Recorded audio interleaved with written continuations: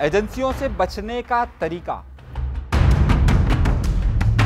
PUBG वो हथियार के जो कैसे इस्तेमाल होता है, दहशतगर्दों ने किस तरीके से पबजी का नेटवर्क बनाया है। क्या अब सिर्फ कपल्स ही बात करेंगे? एक बड़ी ही खतरनाक रिपोर्ट आपके सामने पेश कर रहा हूं। अपने प्रोग्राम का बाकायदा आगाज करते हैं अपने परवरदिगार के शुक्र से।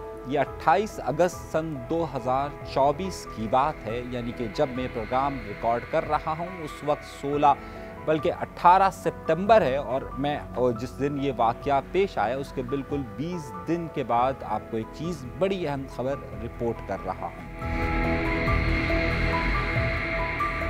दहशतगर्दी के नेटवर्क के लिए किस तरीके से अफगानिस्तान से लेकर पाकिस्तान और पाकिस्तान से लेकर दुबई और दुबई से लेकर साउथ अफ्रीका तक एजेंसियों से, यानी कि जो खुफिया इदारे उनके नेटवर्क से बचने के लिए किस तरीके का दहशतगर्द तरकीबें इस्तेमाल कर रहे हैं और क्या हो रहा है, इस पर मैं आपको एक बड़ी ही खुसूसी रिपोर्ट आपके सामने पेश करने वाला हूँ कि जिसे सुनकर आप यकीनी तौर पर दहल से जाएंगे, बल्कि आप चौंक जाएंगे। आपने सुना होगा कि एक बड़ा मशहूर केस हुआ था कराची शहर के अंदर के जिसमें दुआ जहरा केस कहा जा रहा है। उस दुआ जहरा केस के अंदर ये बात देखी गई थी कि एक दो लड़का लड़की थे और बाद में उनके दरमियान ताल्लुकात बनते हैं। उसके बाद ये खबर आती है कि दरमियान जनाब उन्होंने शादी कर ली है और उसके बाद फिर बहुत सारी खबरें आती है, फिर दुआ जहरा उनके पास चली जाती है। लेकिन इसमें बड़ा अहम नुक्ता था, जब उसके टैब को चेक किया गया तो उसके टैब में जो चीज़ें थी उसमें व्हाट्सएप मैसेजेस या ट्विटर या फेसबुक पर कोई मैसेजिंग नहीं की गई थी, बल्कि मुख्तलिफ ऐसी ऐप्स इस्तेमाल की गई थी कि जिसे आम तौर पर लोग इस्तेमाल नहीं करते हैं। अगर आपने मोबाइल टेक्नोलॉजी में आप भी जो ज़्यादातर मैसेजेस के लिए चीज़ें इस्तेमाल करते होंगे उसमें या तो व्हाट्सएप होगा या फेसबुक होगा या फिर ट्विटर होगा या फिर कोई दूसरी ऐसी चीज़ होगी जो बहुत ज़्यादा कॉमन है। लेकिन नई जनरेशन के बहुत सारे लोग इन टेक्निक्स की बजाय नई ऐप्स का इस्तेमाल करते हैं जिसे आमतौर पर यह कहा जाता है कि खुफिया इदारे पकड़ नहीं पाते। पहले कहा जाता था कि व्हाट्सएप पर टेलीफोन कॉल और व्हाट्सएप पर होने वाली मैसेजिंग बहुत ज़्यादा सेफ होती है, लेकिन अब ये कहा जाता है कि दुनिया भर के जो खुफिया इदारे हैं वो इन मैसेजेस तक आराम से पहुंच जाते हैं। पाकिस्तान में दहशतगर्दी की जो हालिया वारदातें हुई हैं उसमें जदीद टेक्नोलॉजी का भरपूर इस्तेमाल किया गया है। इससे पहले कि मैं आपको उसके बारे में बताऊं कि क्या इस्तेमाल किया गया है, मैं एक वाक़ये की जानिब आपको बताना चाहता हूं। और जैसे मैंने अपने प्रोग्राम के इब्तिदा में कहा कि आज 18 सितंबर है और मैं प्रोग्राम रिकॉर्ड कर रहा हूं और ये वाक़या 28 अगस्त का, यानी कि तकरीबन 20 दिन पहले का है कि जब सवात में एक हमला हुआ और एक पुलिस थाने पर एक बम धमाका हुआ। जो ये बम धमाका हुआ ये टेक्नोलॉजी का इसमें भरपूर इस्तेमाल किया गया था और इस टेक्नोलॉजी के इस्तेमाल करते हुए जो बम नस्ब किया गया था वो मैग्नेटिक था। यानी मैग्नेटिक का मतलब ये था कि उसे मकनातीस उसमें था और उसे दरवाजे के साथ चिपकाया गया था। इसमें एक ऐसी डिवाइस लगी हुई थी, यानी कि ये मोबाइल के साथ इस तरीके से कनेक्ट था कि मतलूबा वक्त में इस पर एक कॉल मिलाई जाती है और कॉल मिलाते ही उसमें वाइब्रेशन होती है और वाइब्रेशन के फ़ौरन बाद वो बम धमाका होता है और बम धमाके के साथ वहाँ पर एक पुलिस एहलकार हलाक और कई जख्मी हो जाते हैं। अब ये वाक़या यकीनी तौर पर एक बम धमाके का था, मगर पुलिस ने यहाँ से सीसीटीवी फुटेजेस हासिल करना शुरू की क्योंकि ज़ाहिर धमाका एक पुलिस के थाने में हुआ था, तो अब ये देखने की ज़रूरत थी कि आखिर इसमें मुल्ज़िमान कौन है। ये तो बात समझ में आ चुकी थी कि ये एक मोबाइल के ज़रिए हमला हुआ, यानी कि इसमें जदीद टेक्नोलॉजी का इस्तेमाल हुआ है। जब इस तरह की कार्रवाइयों में मज़ीद लोगों को देखा गया, सीसीटीवी फुटेज की मदद ली गई, तो देखा गया कि यहाँ जो लोगों ने कपड़े पहने थे और जो बम नस्ब करने के लिए आए थे उनके कपड़े वही मकामी कपड़े थे। यानी कि मकामी, अगर आपने देखा हो, अगर आप पाकिस्तान से बहुत अच्छी तरह वाकिफ़ हो तो आपने देखा होगा कि कराची शहर में शलवार कमीज़ पहना जाता है, कुर्ता पजामा पहना जाता है और इस तरीके से सिंध के दीगर अजला में भी पहना जाता है, बलूचिस्तान में भी पहना जाता है, खैबर पख्तूनख्वा में भी पहना जाता है। मगर आप ज़रा गौर कीजिए तो आपको अंदाज़ा बहुत बाखूबी लगाया जा सकता है कि जो कुर्ता पजामा या शलवार कमीज़ कराची में पहना जाता है वो सिंध में या दीगर अजला में शलवार कमीज़ का वो स्टाइल नहीं होता। बलूचिस्तान में शलवार कमीज़ का स्टाइल इंतहाई मुख्तलिफ है और खैबर पख्तूनख्वा में उससे ज़्यादा मुख्तलिफ है।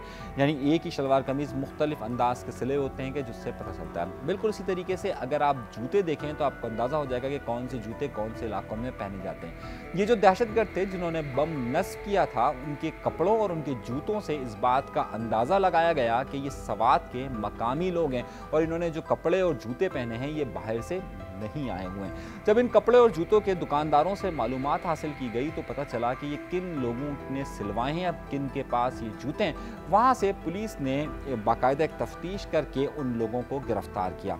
यहाँ से कहानी का एक नया जन्म होता है। जब उन लोगों से इन्वेस्टिगेशन की जाती है तो उनसे पूछा जाता है कि जब आपने बम नस्ब किया तो आपने किसके कहने पर नस्ब किया। तो वो बताते हैं कि जो इनके हैंडलर्स हैं, जो इनको इस्तेमाल कर रहे थे या जिनके साथ काम कर रहे थे, वो इस वक्त अफगानिस्तान के अंदर मौजूद है।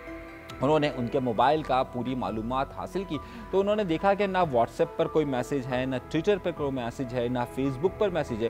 तो उनसे पूछा गया कि आप लोग इनके साथ राब्ते में कैसे थे। यहाँ से उन्होंने बताया कि जनाब हम उनके ज़रिए पबजी, वो खेल के पबजी आमतौर पर यहाँ पर करोड़ों लोग पबजी इस्तेमाल करते हैं, उस खेल के ज़रिए हम अपने हैंडलर्स यानी अफ़गानिस्तान से राब्ते में थे। पाकिस्तान के खुफिया इदारों, पाकिस्तान की पुलिस और सबके लिए एक चौंका देने वाला अमल था कि ये नई ऐप्स के ज़रिए कैसे हासिल की जा रही है, कैसे टेक्नोलॉजी को ये लोग इस्तेमाल कर रहे हैं। BBC की रिपोर्ट के मुताबिक इस वक्त जो दहशतगर्द जमातें हैं वो ख़ास तौर पर टेक्नोलॉजी पे बहुत ज़्यादा काम कर रही है और जिस तरीके से वो काम कर रही है वो जिद्दत से जिद्दत इसके अंदर लेकर आ रही है। जो TTP से ताल्लुक़ रखने वाला एक ख़ास मीडिया हैंडलर हैं, BBC के मुताबिक इसका नाम है उमर पब्लिशर्स या उमर मीडिया सेंटर। इस उमर मीडिया सेंटर में एक बाकायदा 87 सफ़ों की यानी 87 पेजेस की एक ऐसी बुक शाया की गई है जिसमें ये बताया गया है कि जो दहशतगर्दी के नेटवर्क चलाने के लिए कौन कौन सी ऐप्स का इस्तेमाल किया जाए और पाकिस्तान में दहशतगर्द जो लोग भी कार्रवाई करते हैं वो पाकिस्तान के खुफिया इदारों से बचने के लिए कौन कौन सी ऐप का इस्तेमाल करें। अब जाहिर सी बात है वो इस हवाले से मुकम्मल अपने लोगों को ट्रेन कर रहे हैं और वो बता रहे हैं कि कौन कौन सी ऐप ऐसी लगाई जाए कि जिसमें के ज़रिए मोबाइल आपका किसी के रिकॉर्ड पे नहीं आएगा।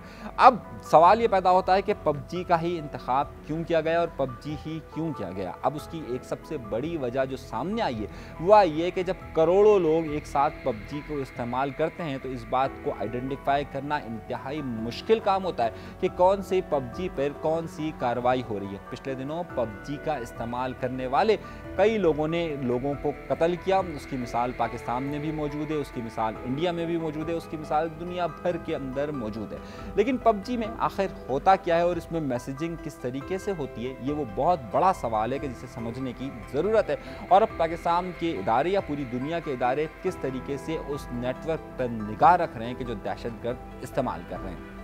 मैं जो खबर आपको दे रहा हूँ वो इंतहाई अहम है। पबजी वो खेल है कि जो इस वक्त पाकिस्तान समेत पूरी दुनिया के नौजवानों में इंतहाई मशहूर समझा जाता है। इसमें दर हकीकत जब खेला जाता है तो इसमें मोबाइल के ज़रिए भी खेला जाता है। इसे बहुत सारे लोग अपने लैपटॉप में भी खेलते हैं, बहुत सारे लोग अपने कंप्यूटर में भी खेलते हैं। लेकिन लैपटॉप और कंप्यूटर की बनिस्बत इसमें मोबाइल में इसको इस्तेमाल करने वालों के पास ज़्यादा सहूलियात मौजूद होती है।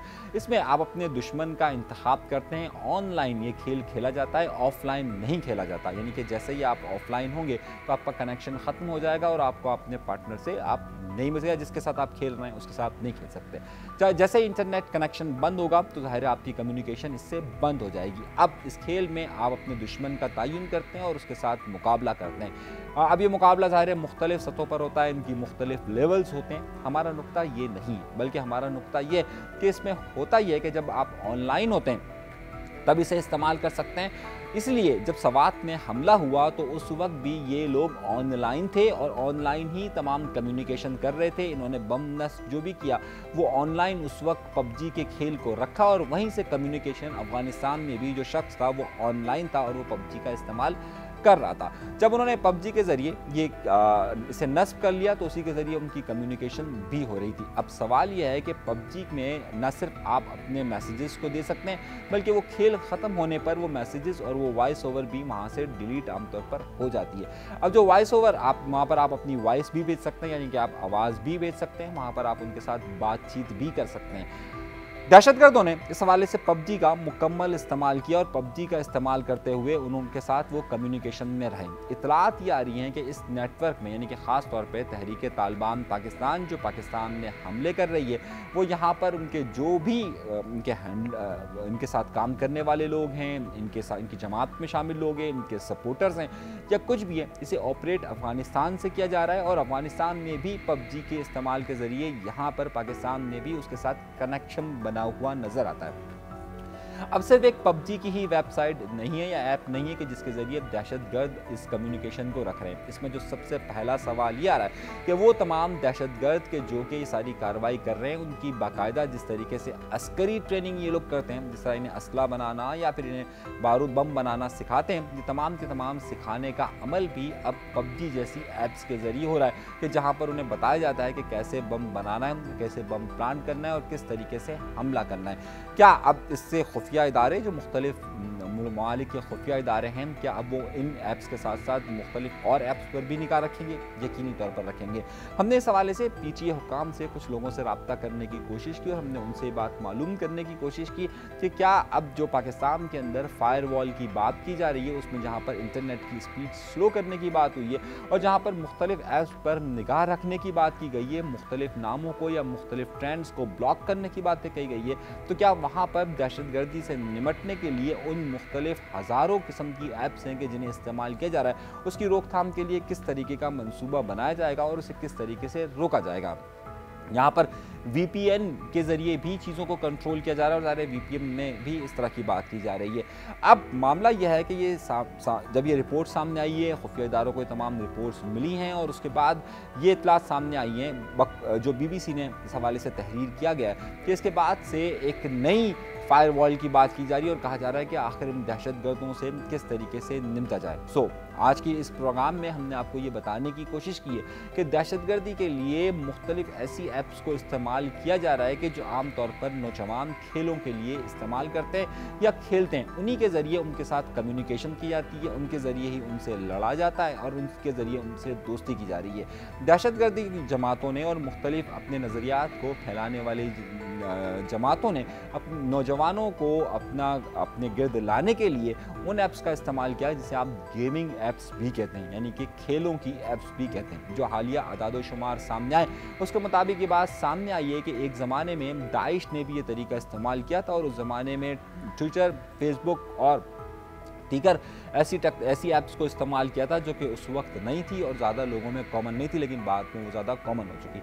अब जो मौजूदा हालात हैं उसमें ये दहशतगर्द जमातें या मुख्तलिफ नज़रियात के लोग अब नौजवानों को कवर करने के लिए उन फेमस यानी मशहूर ऐप्स की बजाय उन जगहों पर रुझान कर रहे हैं कि जहाँ नौजवानों का बहुत ज़्यादा रुझान है। हालिया अदाद-ओ-शुमार और हालिया तहकीक के बाद ये बात सामने आई है कि इसमें टिकटॉक का भी बहुत ज़्यादा इस्तेमाल किया जा रहा है और टिकटॉक के मुख्तलिफ ज़रायों से ये बात भी सामने आई है कि उसमें भी मैसेजिंग और उसमें दीगर ज़राए से रब्ता किया जा रहा है। खैर, ये एक बहुत अहम बात थी और पाकिस्तान के तमाम इदारों के लिए और दुनिया भर में ये बात सोचने की बात है कि नौजवानों को किस तरीके से घेरा जा रहा है और इस वक्त कौन कौन सी नई ऐप्स इस्तेमाल हो रही है और ज़ाहिर है उसकी तरवीज भी की जा रही है। जिस तरह मैंने आपको बताया कि उमर मीडिया ने किस तरीके से 87 सफ़ात की एक बाकायदा किताबचा रिलीज़ किया है जिसमें सारी तफसीलात मौजूद हैं। मज़ीद तहकीकाती ख़बरों और मज़ीद तफसीलात के लिए हमारा प्रोग्राम ज़रूर देखा करें। चैनल को ज़रूर सब्सक्राइब कीजिए। अरीस मंसूरी को फ़िलहाल के लिए दीजिए इजाज़त। अल्लाह ने के बाद।